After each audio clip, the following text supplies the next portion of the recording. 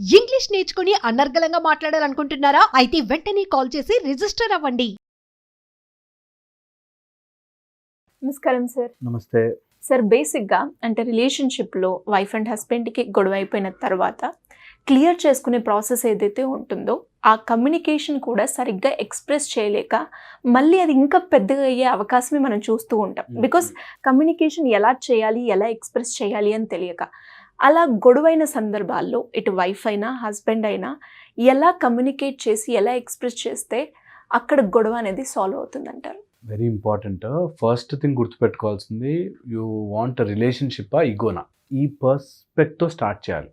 అంటే నాకు నా రిలేషన్షిప్ ముఖ్యము, ఒక్క అడుగు నేను దిగినా పర్లేదు అనే దాంతో ఉంటే కమ్యూనికేషన్ ఈజీ అవుతుంది. ఓకే. లేకపోతే ఈగోతో స్టార్ట్ చేసాము, నేనెందుకు తగ్గి ఉండాలి, నేనెందుకు సారీ చెప్పాలి అనే దాంతో స్టార్ట్ చేసినప్పుడు ప్రాబ్లం వస్తుంది. సెకండ్, ఎప్పుడు గుర్తుపెట్టుకోవాల్సింది, ఎవడి సైడ్ నుంచి వాడు కరెక్ట్ ఉంటేనే గొడవ పడతాడు. ఓకే, నా సైడ్ నుంచి నేను కరెక్ట్, నా సిచ్యువేషన్ ఇలా ఉంది కాబట్టి నువ్వు నన్ను అర్థం చేసుకోవాలి అనేటట్టుగానే గొడవలు అవుతాయి. ఎప్పుడు నేను తప్పు, నేను చెడ్డవాడిని ఎవ్వడు ఒప్పుకోడు. అందరూ కూడా నేనే కరెక్ట్, నువ్వు తప్పు అనే దాంట్లోనే స్టార్ట్ అవుతుంది. సో అందుకని వాళ్ళ సైడ్ నుంచి వాళ్ళు కరెక్ట్ అయి ఉంటారు అనే ఓపెన్ మైండ్తో కనుక దిగితే, when you are after fight, ఆ హీట్ ఆఫ్ ద మూమెంట్లో గొడవ పడ్డా తర్వాత సరే వాళ్ళ సైడ్ నుంచి ఏదైనా స్టోరీ ఉందేమో అనే ఒక దాంట్లోకి వెళ్ళి మనం మాట్లాడడానికి ఈజీగా ఉంటుంది. Third, when you are communicating after fight, body language చాలా చాలా ముఖ్యం. కొంచెం సట్లర్ అవ్వచ్చు, టచ్ చేసి మాట్లాడచ్చు, కాస్త ప్రశాంతంగా పక్కన కూర్చొని మాట్లాడచ్చు, కూల్ డౌన్ అయ్యాక మాట్లాడాలి. ఎప్పుడు ఆ హీట్లోనే ఇంకా ఇంకా ఇంకా ఇంకా పాయింట్స్ యాడ్ అవుతుంటే అది ఫైర్గా మారుతుంది తప్పితే ఈజీగా ఉండదు, తగ్గదు. సో అందుకని ఆల్వేస్ కూల్ డౌన్, ఫస్ట్ యాక్టివ్గా దాన్ని కూల్ డౌన్ చేసి take deep breath and then go for talking. ఒకవేళ మాట్లాడే పరిస్థితుల్లో లేకపోతే సైలెన్స్ చాలా హెల్ప్ చేస్తుంది. కొంతవరకు సైలెన్స్ హెల్ప్ చేస్తుంది, ఊరికే మాట మాట అని పెంచుకునే కంటే. వెన్ యు ఆర్ టాకింగ్, ఎప్పుడు కూడా ఈగోని హర్ట్ చేసే విధంగా మాట్లాడకూడదు. సర్లే నీ కోసం అయితే ఒప్పుకుంటున్నా, నేను కాబట్టి మంచిదాన్ని కాబట్టి మంచివాడిని కాబట్టి వింటున్నా, ఇలాంటి మాటలు ఇంకా పిన్ చేస్తాయి, గుచ్చుతుంటాయి. అంటే నేను చెడ్డవాడినా అనేటట్టుగా మీనింగ్ వస్తుంది, నేను చెడ్డదాన్నా అనే మీనింగ్ వస్తుంది. ఎలా ఎక్స్ప్రెస్ చేయాలి సార్? అంటే ఒక మెసేజ్ రూపకంగా ఒకవేళ నేను కమ్యూనికేట్ చేయాలి, ఓకే ఇష్యూ అయ్యింది, నేను చేసింది రాంగే, దాన్ని ఎలా ఎక్స్ప్రెస్ చేయాలో కొంతమందికి తెలియదు. అది ఎలా ఎక్స్ప్రెస్ చేయొచ్చు అండి? సో ఎప్పుడు కూడా హార్ట్లో అనుకుని నోటి దాకా తీసుకురావాలి. మనం ఊరికే సైలెంట్ మాట్లాడడం ద్వారా అయితే చెప్పలేం.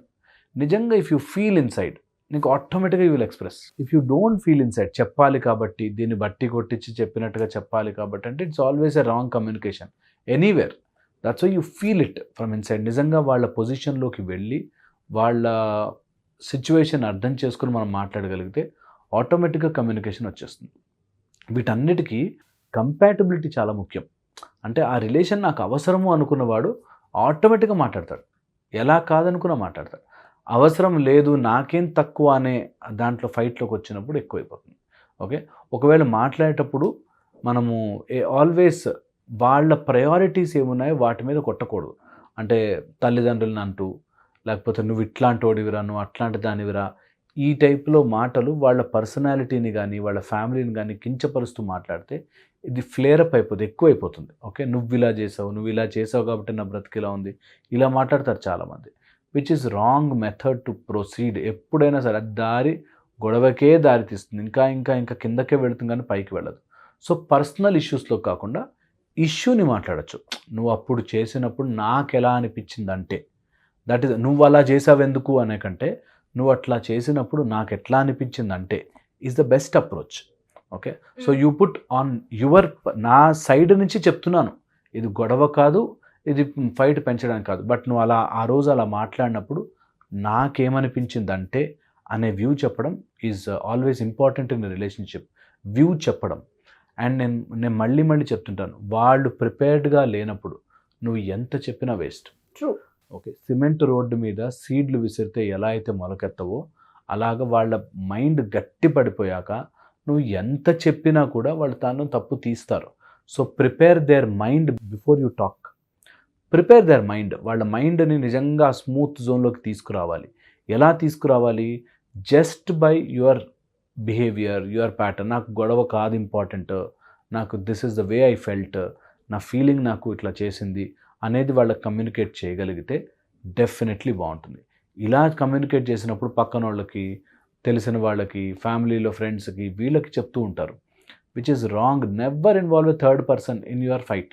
ఎప్పుడు వైఫ్ అండ్ హస్బెండ్ మధ్యలో ఫైట్లో మూడో పర్సన్ రావద్దు. ఏదైనా సరే డోర్లు వేసుకోవాలి, లోపల మాట్లాడుకోవాలి, తేల్చుకోవాలి, బయటకు రావాలి, అంతే. బై థర్డ్ పర్సన్ ఇన్వాల్వ్ చేసి అప్పుడు వాడు ఎట్లా చేశాడో తెలుసా, నా ఫ్రెండ్ వాళ్ళ హస్బెండ్ ఎట్లా చూసుకుంటాడో తెలుసా, ఈ టైప్లో ఎంతసేపు చెప్పు, you will hurt egos. Ego వచ్చిన రిలేషన్షిప్ ఏది బ్రతకదు. ఇంకా అది పొడుగవుతుంది. ఎప్పుడవో గొడవలు తెస్తారు కొంతమంది అయితే. అప్పుడు నేను తెలుసా ఏమైందో, 4 years బ్యాక్ అప్పుడు కూడా ఇలాగే మాట్లాడావు తెలుసా అని ఎప్పుడెప్పుడో తెస్తారు.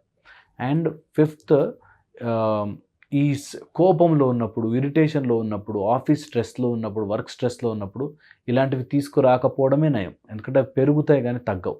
సో స్ట్రెస్ ఉన్న సిచ్యువేషన్లో మాట్లాడుకోకపోవడమే నయం.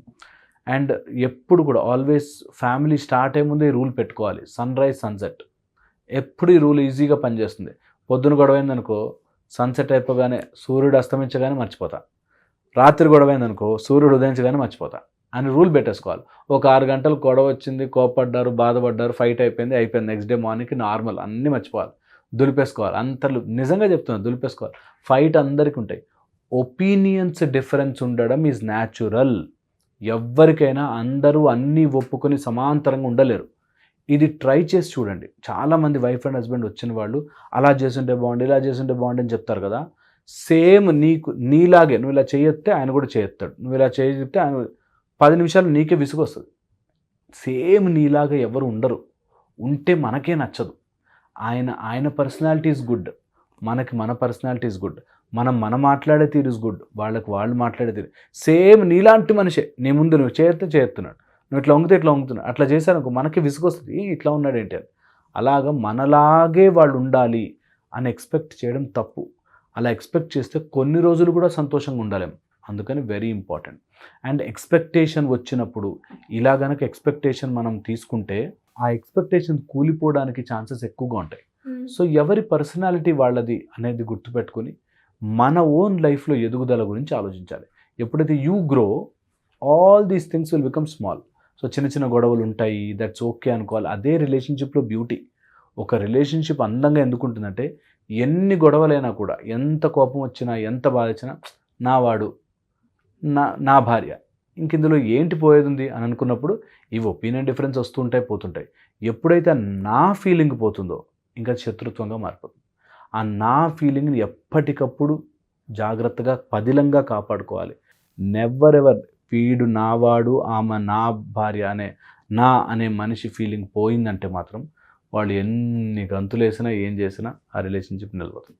అందుకని ఆ నా అనే ఫీలింగ్ని ఎప్పటికప్పుడు you have to cherish it, keep it nice and neat. చాలా important. Great sir, thank you so much.